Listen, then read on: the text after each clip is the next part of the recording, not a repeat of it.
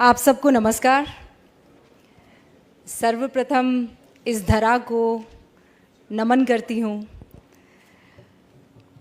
आम्बेडकर जी और यहाँ उपस्थित तमाम लोगों ने मेरा नाम चुना। मैं ये सोच कर अभिभूत हूँ। मैं किस्मत वाली हूँ कि आप लोगों के समक्ष हूँ, आप लोगों के सामने हूँ और अपने दिल की बात कह पा रही हूँ। वैसे तो बीच में वो स्क्रीन की छाया होती है, वो पर्दा होता है, आज वो पर्दा भी हट गया है, तो और ज़्यादा प्रसन्न हूँ कि आपकी आंखों में आंखें डालकर सच कह पाऊंगी। मैंने पूछा मुझे क्या कहना है, तो मुझे कहा गया बस कह दो। तो मैंने कहा कोई विषय है, तो कि जो आप चुन लो वो विषय है। तो मैंने चुन लिया वसुधा का कल्याण। मैंने चुन लिया कि इस धरा का कल्याण विषय अगर ये है तो कोई विचारधारा ले आए, चांद ले आए, सूरज ले आए, अगर देश प्रेम सर्वोपरि है तो फिर सब कबूल है, सब चल जाएगा। कोई विषय चल जाएगा, कोई समाज चल जाएगा, कोई धर्म चल जाएगा, कोई पंथ चल जाएगा, कोई लिंग चल जाएगा। अगर देश प्रेम है तो सब चल जाएगा। और ये मैंने कहीं और नहीं, इसी ज़मीन पर, हिंदुस्तान में, भारत में हर आँखों में देखा है, उसे महसूस किया है, और वही काम मैं स्क्रीन पर भी करने की कोशिश करती हूँ।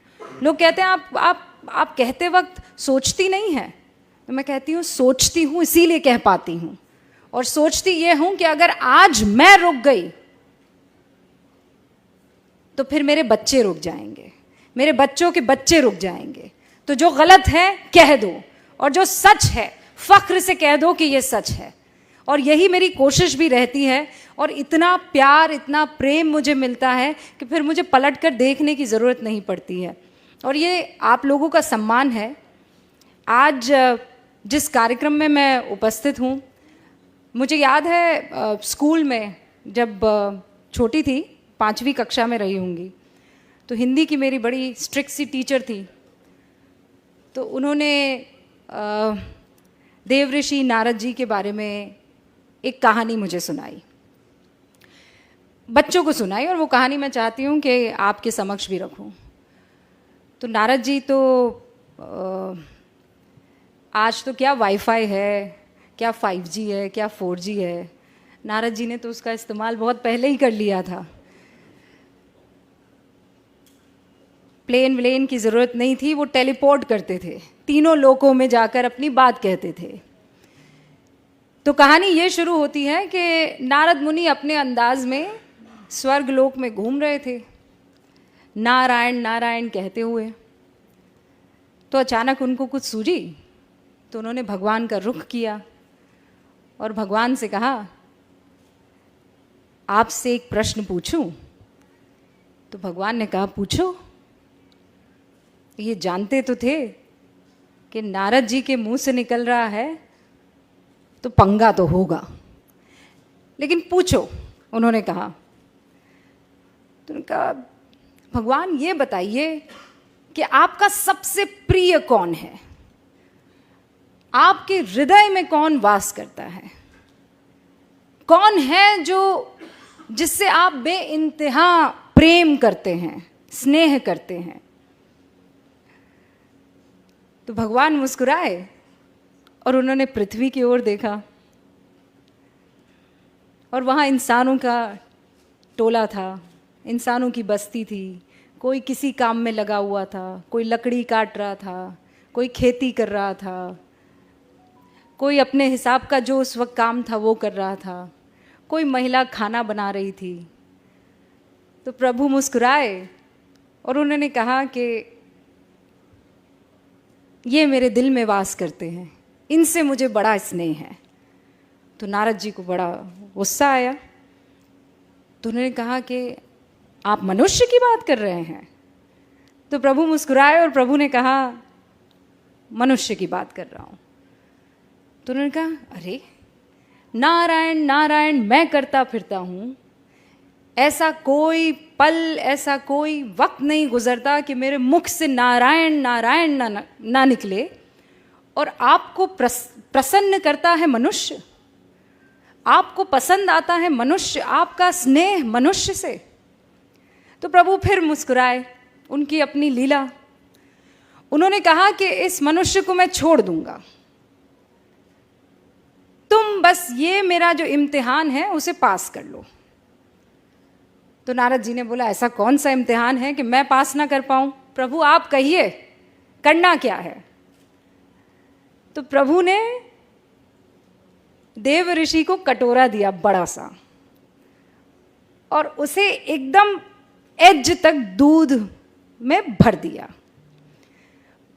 और प्रभु ने कहा कि अब इसे तुम तीनों लोकों में लेकर घूमो, पर ध्यान रहे एक बूंद दूध की नीचे ना गिरने पाए। तो देव ऋषि ने कहा कि अरे ये क्या बड़ी बात हो गई, ये तो मैं चुटकियों में कर दूंगा। तो उन्होंने कहा फिर मिलते हैं। और नारद मुनि जी कटोरा थामे, दूध से भरा लबालब, तीनों लोकों का भ्रमण करके आ गए। प्रभु के सामने पहुंचे, प्रभु मुस्कुराए, कहा लौट आए? तो नारद जी ने तानी हुई भुओं के साथ कहा, प्रभु लौट आया, एक भी बूंद ना गिरी? तो उन्होंने कहा ना, एक भी बूंद किसी लोक में ना गिरी। कहा ये तो बहुत ही गजब हो गया, इस बीच तुम मेरा नाम लेना कैसे भूल गए? तो उन्होंने माथा पकड़ा, उन्होंने कहा प्रभु ये तो बड़ी गलती हो गई, मैं सोच रहा था कि दूध ना गिरने पाए, मेरा तो सारा ध्यान दूध के कटोरे पर था, नारायण तो मुख से निकला नहीं। तो प्रभु फिर मुस्कुराए और प्रभु ने कहा इसीलिए मुझे मनुष्य पसंद है। वो जिंदगी की हर तकलीफ से जूझता रहता है, वो हर मुश्किल से हर रोज गुजरता है, उसकी जिंदगी के कटोरे में परेशानियों का दूध लबालब है, लेकिन फिर भी वो मेरा नाम लेना नहीं भूलता है।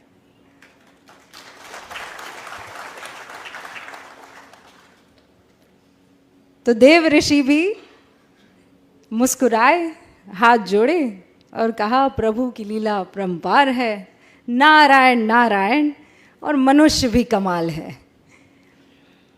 तो आज जब मैं दिल्ली से यहाँ का सफ़र कर रही थी तो एक बार फिर से देव ऋषि नारद मुनि मेरी आंखों के सामने थे, मेरा बचपन मेरे सामने था, और वो बुजुर्ग हिंदी की टीचर जो इसी अंदाज में कहानी कह रही थी, और मुझे लगता है इससे बेहतर कह रही थी वो, और मैं टकटकी लगाए उन्हें सुन रही थी और ये जानने की कोशिश कर रही थी कि कौन बेहतर होगा, मनुष्य के देव ऋषि नारद मुनि। लेकिन प्रभु की लीला। अब इसे आप कट्टू जोड़ दीजिए पत्रकारिता में। हाँ, हमें करप्शन उजागर करना है, देश की नीतियों पर, तमाम तरीके की राजनीति पर, हर तरीके की कवरेज करनी है, क्राइम भी हो रहा है, महिलाओं के उत्थान की बात करनी है, समाज के कल्याण की बात करनी है। तो ये कटोरे में दूध है, लेकिन क्या इस बीच मैं इस धरा के कल्याण को भूल जाऊंगी? वो भी मुझे ध्यान रखना है।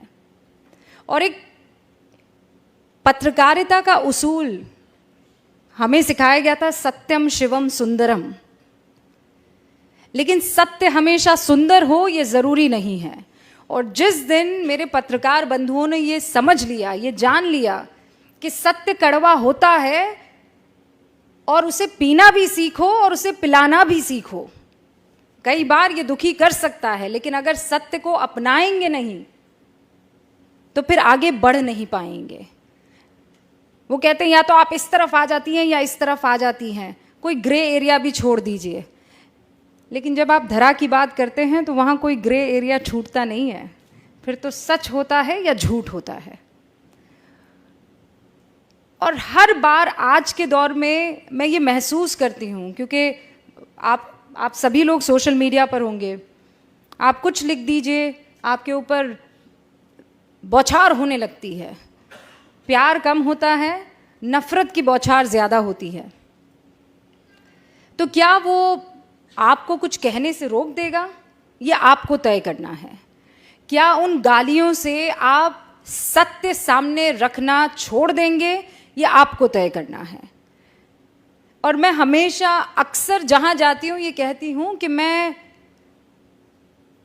आइसक्रीम नहीं हूँ कि जिसे देखकर, जिसे सुनकर हर कोई खुश हो जाए। मैं एक पत्रकार हूँ और पत्रकारिता में दो पक्ष ही होते हैं। अक्सर ये सिखाया जाता है कि पत्रकारिता में आपको अनबायस्ड होना चाहिए। बहुत लोग मेरी बातों से इत्तेफाक नहीं रखेंगे, लेकिन मुझे ये कहना आप लोगों के सामने ज़रूरी है। जब देश की बात आएगी, वतन की बात आएगी, तो इसमें अनबायस्ड कोई कैसे हो सकता है? एक आतंकवादी दनादन गोलियां चला रहा है, आप निष्पक्ष हो जाएंगे? एक 8 साल की बच्ची के साथ बलात्कार हो रहा है, आप निष्पक्ष हो जाएंगे? आपको पक्ष तो लेना होगा ना। या आप जो कहते हैं कि इन मसलों पर निष्पक्षता चाहिए, इन मसलों पर निष्पक्षता कैसे हो सकती है? जब वतन की, जब धरा की, जब लोकतंत्र की, जब हिंदुस्तान की, जब भारत की बात आती है, तो इसमें निष्पक्षता कैसे हो सकती है? कोई माई का लाल मुझे बता दे कि नहीं, निष्पक्षता के नाम पर वो हिंदुस्तान को एक तरफ कर देगा और वो दूसरी तरफ खड़ा हो जाएगा। तो ऐसे में अगर कोई कह दे कि आप निष्पक्ष नहीं हैं, तो मुझे कबूल है। अगर हिंदुस्तान के साथ खड़े रहना, उसके मूल्यों के साथ खड़े रहना, उसके लोकतंत्र के साथ खड़े रहना निष्पक्षता नहीं है, तो मुझे कबूल है। और उन तमाम पत्रकार बंधुओं से ये बात मैं बहुत साफ तौर पर कह देना चाहती हूं कि जिस दिन आप बेझिझक, बगैर किसी डर के, बेखौफ होकर अपनी बात रखने लगेंगे, तो फिर आपको तालियों की दरकार नहीं रहेंगी। फिर मुख से दुआएं ही निकलेंगी, आशीर्वाद ही निकलेगा। और फिर आपको ये नहीं सोचना पड़ेगा कि मैं जाऊंगा तो 4 लोग मेरे लिए तालियां बजाएंगे कि नहीं बजाएंगे। उन तालियों की दरकार मत रखिए। बाहर से लोग क्या कहते हैं वो मत सोचिए। ये सोचिए कि इस वक्त इस ज़मीन को किस चीज़ की ज़रूरत है। इस ज़मीन को निडरता की ज़रूरत है, इंस्पेक्शन की ज़रूरत है, आत्मचिंतन की और मंथन की ज़रूरत है। और फिर मैं कह रही हूँ, कोई विचारधारा हो ना, किसी को चांद पसंद है, कोई ना, किसी को सूरज पसंद है, कोई ना, पर है तो धरा ही के ना, है तो धरती ही के। और जब तक वो धरती में सम्मिलित है, वो चांद हो कि सूरज हो, वो हमारे हैं और हम उनके साथ खड़े हैं। अपनी बात को मैं यहीं विराम देती हूं, लेकिन इस उम्मीद के साथ कि मेरे जैसी उन तमाम आवाज़ों को आपका आशीर्वाद हमेशा मिलता रहेगा। और जब तक आपका आशीर्वाद रहेगा, जब तक हिंदुस्तान की जनता की आंखों में जो ऐसी चमक मैं देख पा रही हूँ, चमक रहेगी, हिंदुस्तान को विश्व गुरु बनने से फिर कोई नहीं रोक सकता है। एक बार फिर से आप सभी का बहुत बहुत शुक्रिया। और मुझे बहुत खुशी हुई आप सबके बीच में आकर अपनी बात रखने की। ऐसा लग रहा था जैसे मैं नहीं, दो मन आपस में बात कर रहे हो, दिल से दिल तक एक बात पहुंची हो। बहुत बहुत शुक्रिया आप सभी का।